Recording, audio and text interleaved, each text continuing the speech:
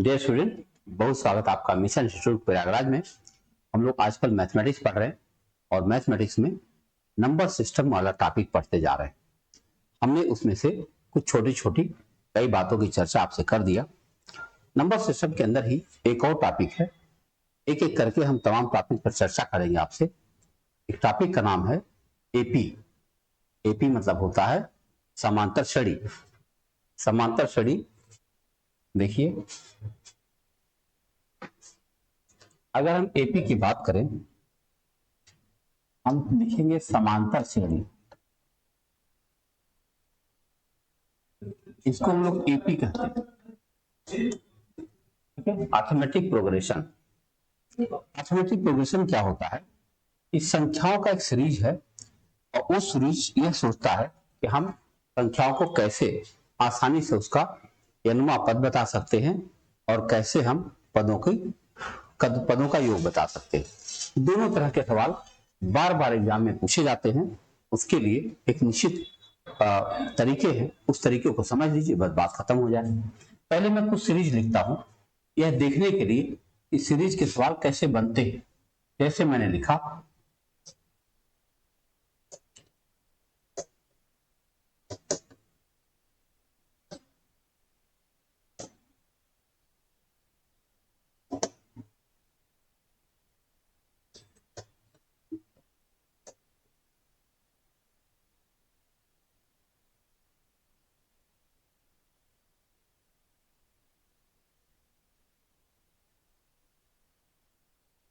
कुछ सीरीज में लिखता जा रहा हूं।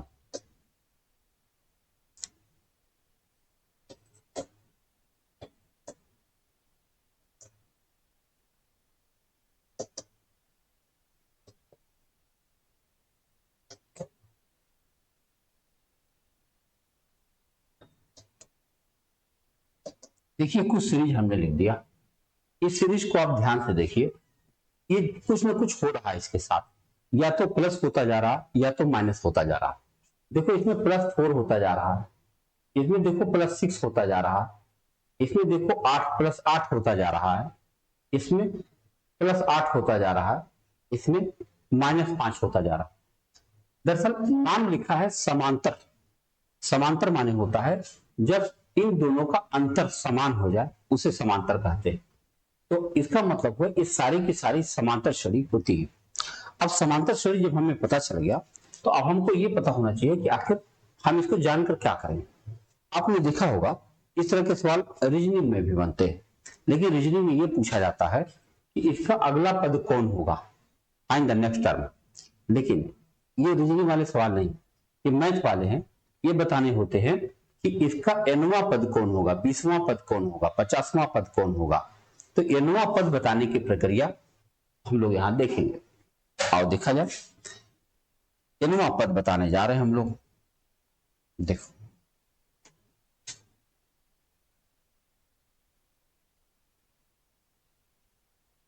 nवां पद ज्ञात करना। nवां पद अगर आपको ज्ञात करना है, फाइंड द nth टर्म, तो उसके लिए आपको एक छोटा सा फार्मूला याद रखना पड़ेगा। फार्मूला है Tn बराबर a plus n-1 into D. अब इनका परिचय भी लेना पड़ेगा। Tn क्या होता है? Tn होता है अंतिम पद। क्या होता है? अंतिम पद। इसको कभी कभी आपको यल भी लिखना पड़ सकता है। a मतलब होता है पहला पद, पहला पद होता है। n क्या है? पदों की संख्या, पदों की संख्या यानी नंबर ऑफ टर्म। और डी होता है सर्वांतर। अगर ये सर्वांतर है तो सर्वांतर का मतलब हुआ कि आपको दूसरा में से पहला माइनस करना होगा, तब उसे हम लोग सर्वांतर कहेंगे। तो अब आप देखिए, ये सारी की सारी चीज आपको स्पष्ट हो गई। अब सवाल लेंगे और लगा करके हम लोग चेक करेंगे कि क्या इस तरह से हम लोग सवाल लगा पा रहे हैं।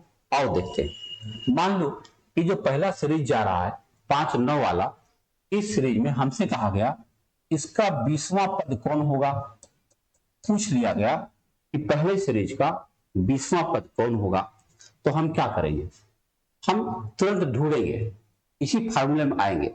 एन की वैल्यू तो तुरंत 20 हो गई है ना, 20वां पद हमें बताना था, एन की वैल्यू 20 हो गई। तो अब हम यहां लिखेंगे T20, ये कितना है, ए है पहला पद यानी 5 प्लस एन मतलब हुआ 20, तो हम लिखेंगे 20 माइनस 1, और डी क्या है, 9 में से 5 घटाएंगे 4 आ जाए, बस काम हो चुका।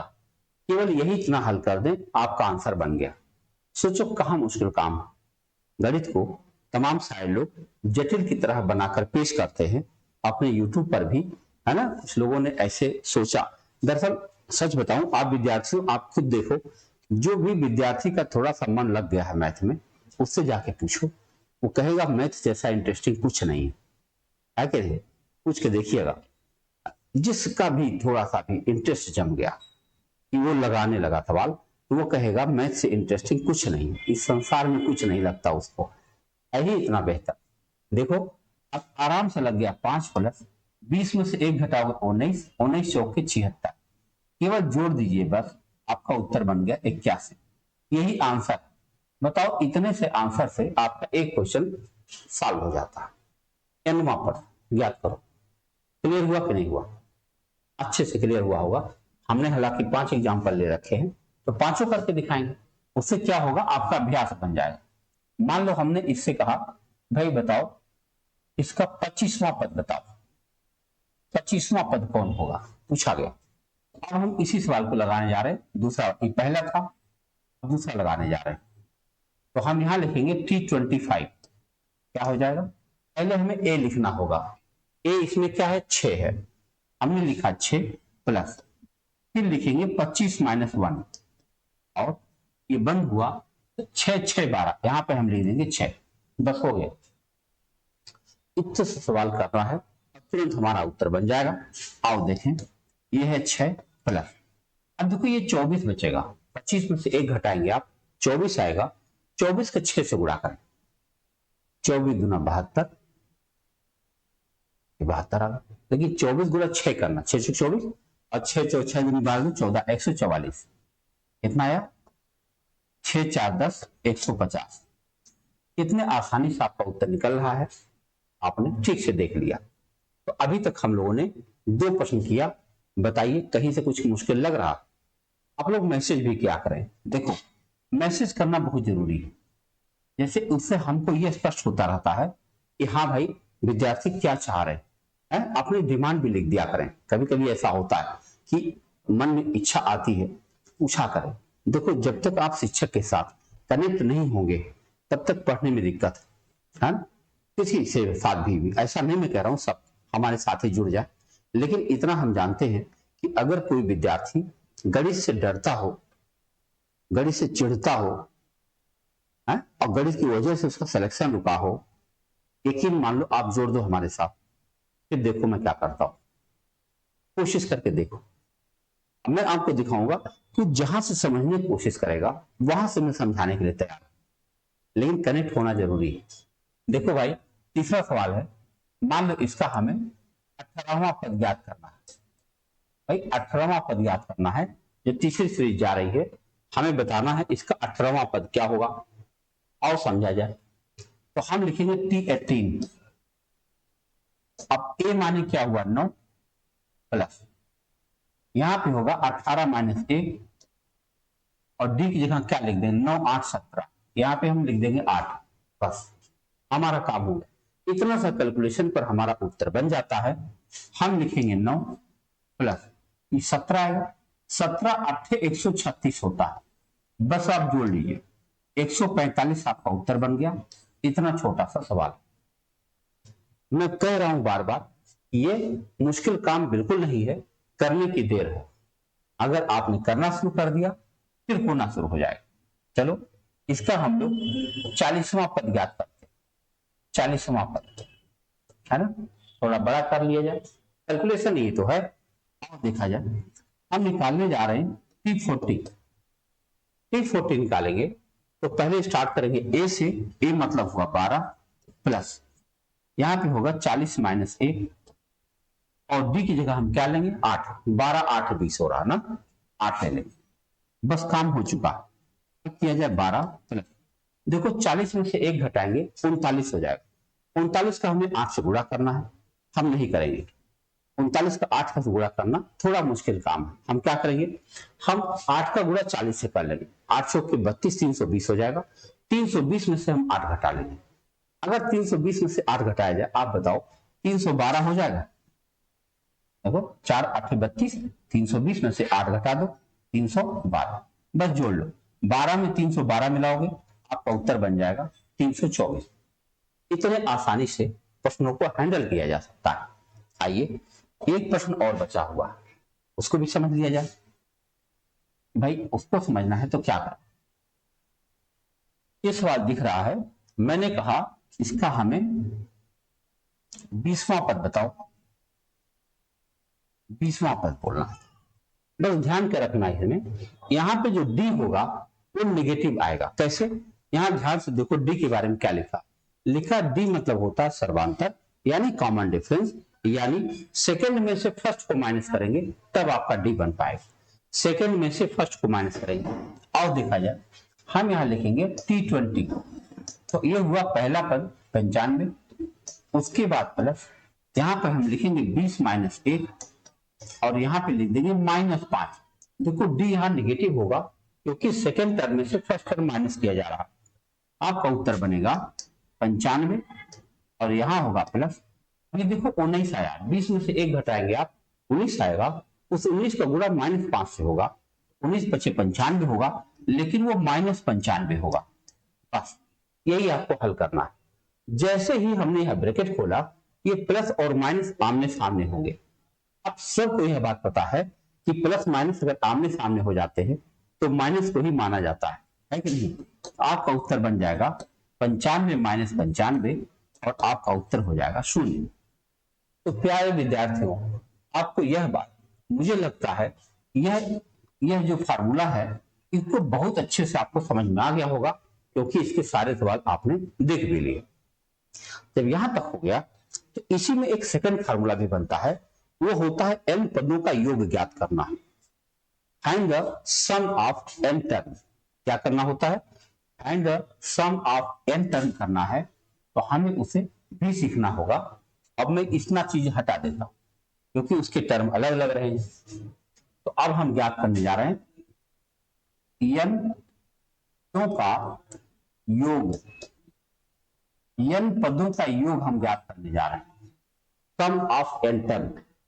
और देखा जाए इसके लिए एक फार्मूला बनेगा Sn बराबर n/2 curly bracket 2a plus n-1 into D. ये है n पदों को जोड़ देता है, गजब सूत्र है। कुछ भी लिखा रहे सीरीज में अगर है, चाहे जितनी बड़ी सीरीज हो, ये मशीन है एक तरह से। कैलकुलेटर इतना तेज काम नहीं कर पाता जितना तेज ये काम करता है, मशीन को जोड़ देता है एकदम। और देखा जाए, अच्छा एक बात और ध्यान दो, इस पर एक फार्मूला और बनाया जा सकता है। कैसे, यहां से अगर यहां तक देखिए तो ऐसा लगता है कि पुराने फार्मूले, जो टीएन वाला फार्मूला था उसी जैसा लग रहा। हाँ जी सही बात है। तो देखो अगर इसमें थोड़ा सा बदलाव करें, हम लिख सकते हैं n/2, यहाँ 2a को हम लिख सकते हैं a प्लस a, लिख सकते हैं कि नहीं, लिख सकते हैं। और प्लस यहां लिखेंगे n-1 इंटू डी। अब बताओ यहां से लेके यहां तक क्या पुराना फार्मूला दिख रहा है टीएन वाला? निश्चित रूप से दिख रहा है। टीएन को हम लोग यल भी कह सकते हैं। क्या लिखेंगे, बहुत आराम से हम ये लिखेंगे n/2 कर्ली ब्रैकेट, यहां लिखेंगे a और इसके बदले हो जाएगा, बस खत्म हो। यानी अब आप देख सकते हैं Sn पर हमारे पास दो फार्मूले हो गए। Sn पर हमारे पास दो फार्मूले हो गए। कौन कौन हो गए आओ देखें। एक फार्मूला तो आपका ये हो गया, बोलो हो गया। यहां से देखा जाए एक फार्मूला तो आपके पास ये हो गया और दूसरा फार्मूला आपके पास कहां हो गया, ये देखो दूसरा फार्मूला आपके पास ये। तो हमें क्या करना है, पहला फार्मूला इसको रखना है, ये सेकंड को रखना। कैसे, ये फार्मूला तो सब जगह इस्तेमाल किया जाएगा, ये वही लगेगा जहां अंतिम पद दिया जाए। ठीक, इतना ध्यान में रखिए। हम लोग सवाल करना शुरू करते हैं, आओ समझते हैं। पहले हम यहां से यहां तक डिलीट कर देते हैं। ठीक, पहला सवाल लेते हैं। चलो पहले सवाल में हम यही लिख देते हैं कि 20 पदों का योग बताओ। 20 पद का योग हमसे पूछा गया और समझते हैं 20 पद का योग पूछा गया तो हम इस फार्मूले से इसे कैसे लगाएंगे, आओ समझते हैं। देखो हम लिखेंगे यहां S20, S20 माने सम ऑफ 20 टर्म, यहां लिख देंगे 20 बटा 2 कर्ली ब्रैकेट 2 इंटू ए माने क्या हुआ 5, ए माने क्या हुआ 5 प्लस 20 माइनस 1 और डी की जगह हम क्या लिख देंगे 4, बस काम हो। इतना ही क्वेश्चन है, इसको आराम से सॉल्व करिए, आराम से उत्तर दे दीजिए। ऐसे सवाल अब इतने आसान हो सकते हैं। 20 को हम 2 से भाग देंगे 10 आ जाएगा, 5 का 2 से गुणा करेंगे 10 आ जाएगा, 19 में 4 से गुणा करेंगे 76 आ जाएगा। अब जरा सोचो अगर हम 10 का गुणा 76 10 86 से करें तो हमारा उत्तर बन जाएगा 860 और यह हमारा आंसर आ चुका है। प्यारे विद्यार्थी बताइए किसी प्रकार की कोई तकलीफ है? आप चाहे कितना भी धीमा मैथ जानते हो, कितना भी स्लो जानते हो, अगर आप इस क्रम से लगाने की कोशिश करेंगे तो ऐसे गलत हो जाएगा। आप बताइए। तो घबराइए नहीं पहले कि धर धर धर धर सवाल लगाने की आदत, अरे भाई वो होगा धीरे धीरे, है कि नहीं, धीरे धीरे होगा। जो लोग अभ्यास कर चुके हैं वो निश्चित लगा रहे हैं, बहुत बेहतर लगा रहे हैं। आप ही लोगों में से कई लोग होंगे ऐसे क्वेश्चन मौखिक कर लेते हैं। हाँ जी एकदम सही कह रहा हूं। अब ध्यान से देखो, एक मजेदार बात यह बताओ, हमारा उत्तर 860 आ गया, लेकिन अचानक मुझे याद आया ये जो पहली सीरीज थी इसका जो हम लोगों ने सोल्यूशन किया था एनवा पद आया था 81, अगर आपको याद है कितना आया था 81, याद है ना 76 5 81 आया था। तो अगर हमको अंतिम पद पता चल चुका है तो अब तो हम दूसरा फार्मूला भी इस्तेमाल कर सकते हैं।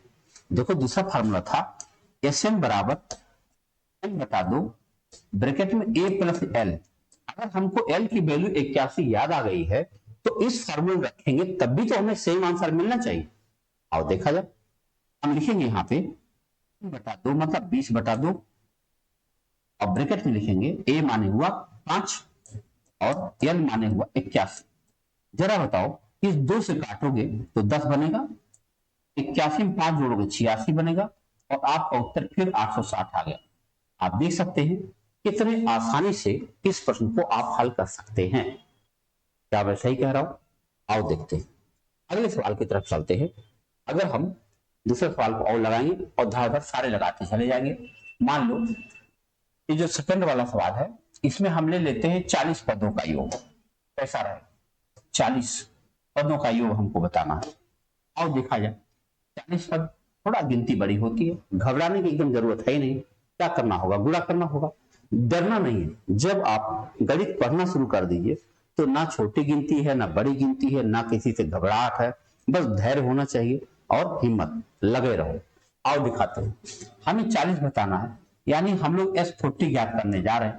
तो पहले हम लिखेंगे 40 बटा 2, फिर कर्ली ब्रैकेट में 2 गुणा a की जगह पे मैं 6 लिखूंगा। देखिए यहाँ पे a की जगह 6 इस्तेमाल हुआ है और प्लस 40 माइनस 1 और d की जगह लिखूंगा 6, बस हो गया काम।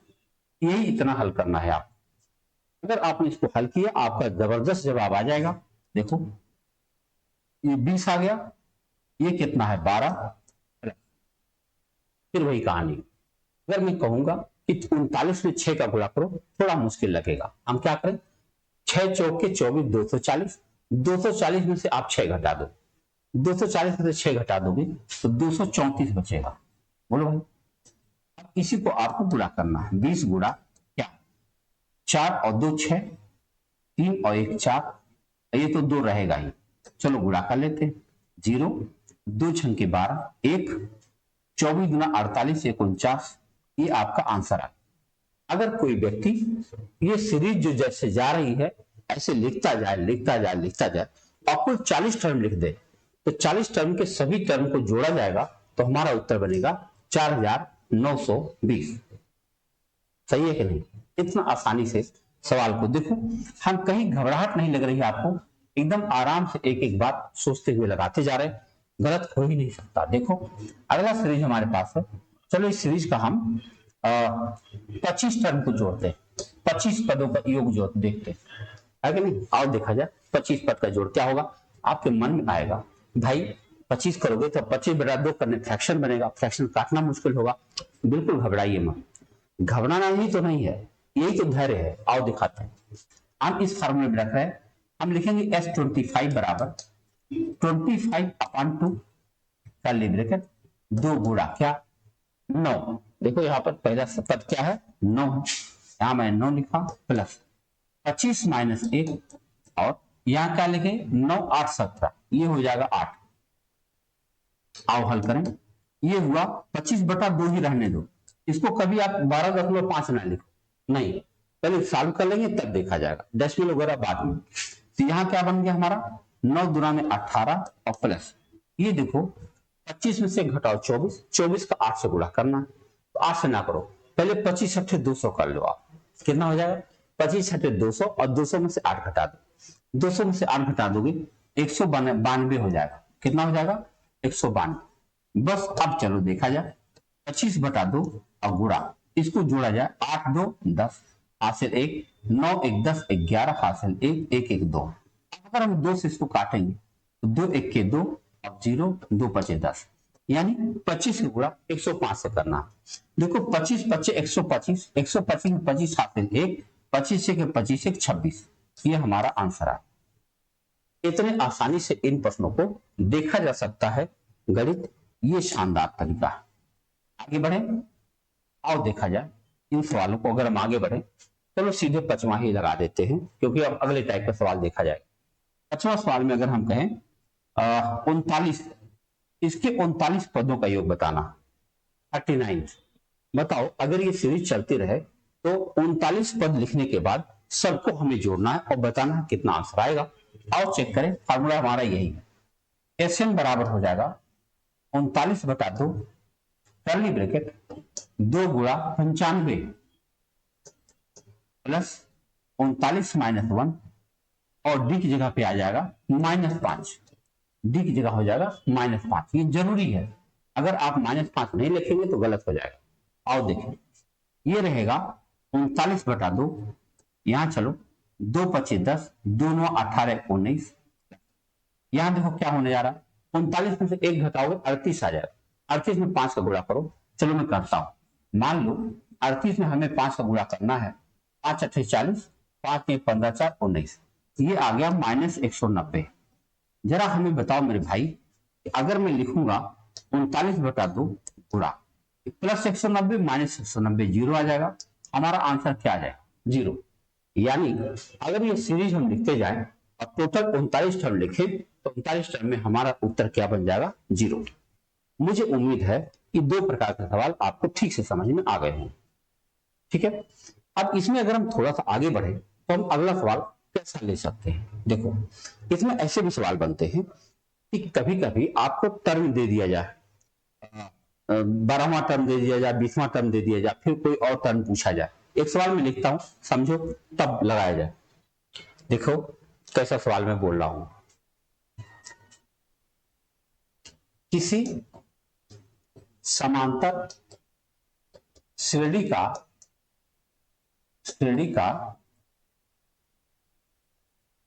18वां पद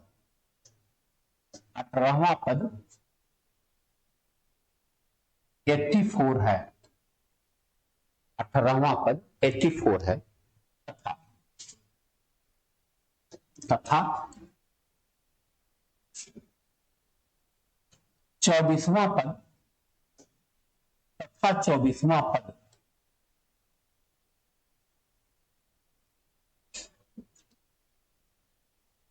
120 है, तथा 24वां पद 120 है, तो उस श्रेणी का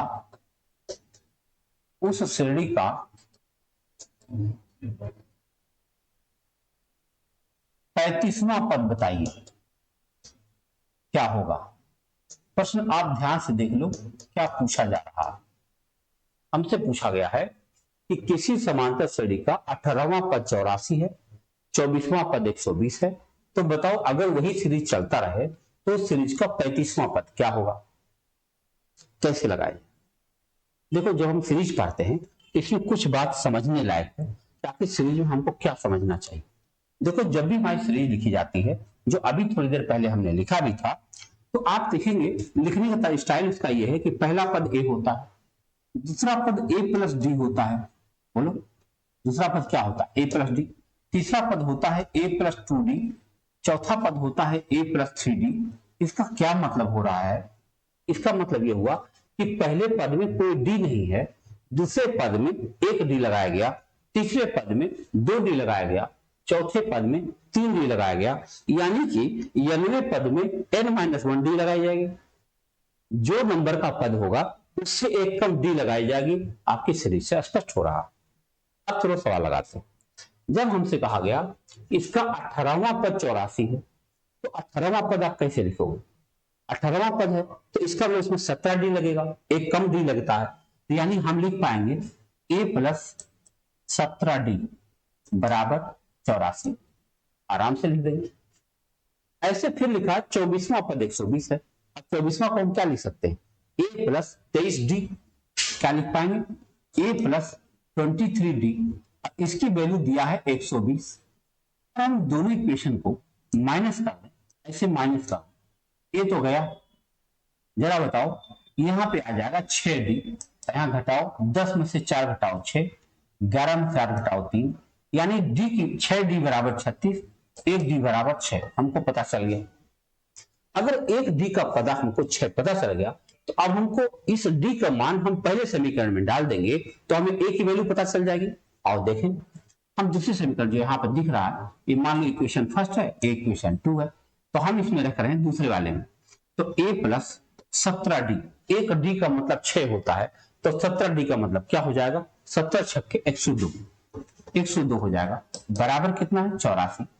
अगर हम a की वैल्यू निकालना चाहें, 102 उस साइड में जाएगा तो माइनस हो जाएगा। आप जानते हैं 84 में से 102 घटाएंगे तो उत्तर निगेटिव आएगा। कितना आ जाएगा? आओ घटा के देखा जाए।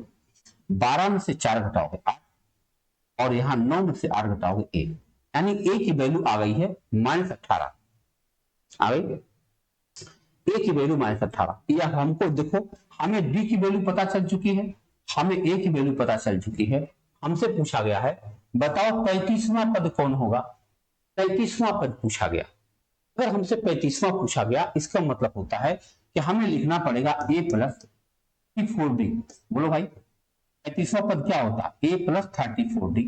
अब हम जानते हैं a की वैल्यू -18 है, प्लस 34d, एक d की वैल्यू 6 पता है, तो 34d की वैल्यू क्या पता चल जाएगी?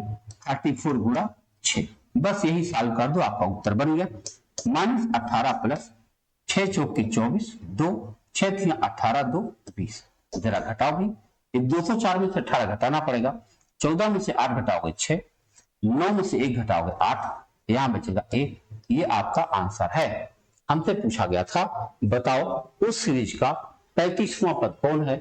हम बहुत आराम से कह देंगे उस सीरीज का 35वां पद है 186। समझ में आया? एकदम क्लियर समझ में आ गया होगा। आइए इसी तरह का एक और प्रश्न लेते हैं। एक और प्रश्न आप देख लीजिए तो लगाना आसान हो जाएगा आपके लिए। देखो डरना ही तो नहीं है, सवाल से नहीं डरना है, खाली देखते जाओ आप। एक और सवाल लिखता हूं, देखो किसी समांतर श्रेणी का आठवां पद 94 है तथा 15वां पद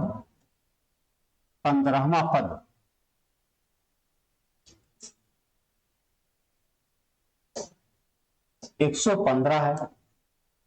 तो सोच के लिखना पड़ता है ना, 15 पद। तो उस श्रेणी का 25वां पद बताओ, ये हमसे पूछा गया, ज्ञात कीजिए। ये दरअसल जो मैं सवाल लिख रहा हूं ऐसे सवाल बन चुके हैं एग्जाम में।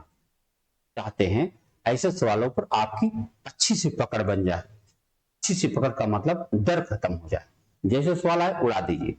और देखा जाए, जब हमसे कहा गया कि इसका 8वां पद दिया गया है 94, तो हम लिखेंगे 8वां पद होता a प्लस 7d, बोलो भाई, हम लिखेंगे a प्लस 7d बराबर 94, और हमसे कहा गया 15वां पद 115 है, तो 15वां पद को हम क्या लिख सकते हैं, a प्लस 14d बराबर है 115। बस केवल घटा दीजिए, बस केवल घटा दीजिए, आपका आंसर बनेगा। इसे माइनस करते चले जाइए, यहाँ पे हो गया, अब यहाँ बचेगा 7d, यहाँ क्या बचेगा, 5 में से 4 घटाओ 1, 11 में से 9 घटाओ 2, 7d बराबर 21 है, तो d बराबर आ गया है 3। अगर d बराबर 3 है तो d की वैल्यू हम इक्वेशन नंबर 2 में रख करके a की वैल्यू निकाल लेंगे। बताओ हम क्या लिख सकते हैं, a बराबर 94 माइनस 7d, एक d माने 3 होता है, 7 या 21, तो अब घटाएंगे, 4 में से 1 घटाएंगे 3 आएगा, 9 में से 2 घटाएंगे 7 आएगा, a की वैल्यू बन गई 73। हमसे पूछा क्या गया है, हमसे पूछा गया है 25वां पद बता दो। अगर 25वां पूछा गया है, निश्चित रूप से हमको a प्लस 24d करना है। अगर a प्लस 24d करना है, a की जगह पे हम लिखेंगे 73, और 1d का मतलब 3 होता है, तो 24 3 72 यहाँ पे लिख देंगे, और हमारा उत्तर बन गया 3 2 5 और 7 2 14, 145 हमारा आंसर बन जाए। कैसा रहा विद्यार्थी, क्या आपको यह बात क्लियर हुई? अगर क्लियर हुई तो ये एक सवाल और मैं बताता हूं, इसका योग पर आधारित स्टेटमेंट वाला सवाल। देखो, एक प्रश्न पूछा गया, यूपीपीसीएस का है, तो देखो मैं सवाल लिखता हूं और समझो कैसे लगाना है। थोड़ा सा बड़ा सवाल होगा लेकिन इंटरेस्टिंग होगा, मजा आएगा। देखो, एक व्यक्ति ने 3600 रुपए 3600 इस शर्त पर उधार लिया, इस शर्त पर उधार लिया कि वह उसे समांतर श्रेणी की 40 किस्तों में चुका देगा, पेमेंट कर देगा। उसने कहा था भाई 36 रुपए उधार दे दो, उसको आपको एपी में जमा करेंगे, यानी पहले दिन कम जमा करेंगे, फिर कुछ ज्यादा, फिर कुछ ज्यादा, फिर कुछ ज्यादा, और हम सारा पेमेंट कर देंगे। लेकिन उसके साथ कुछ बुरा हुआ। क्या हुआ? 30 किस्त देने के बाद उसकी मृत्यु हो गई। बहुत गलत हुआ, मृत्यु हो गई। तब तक वह केवल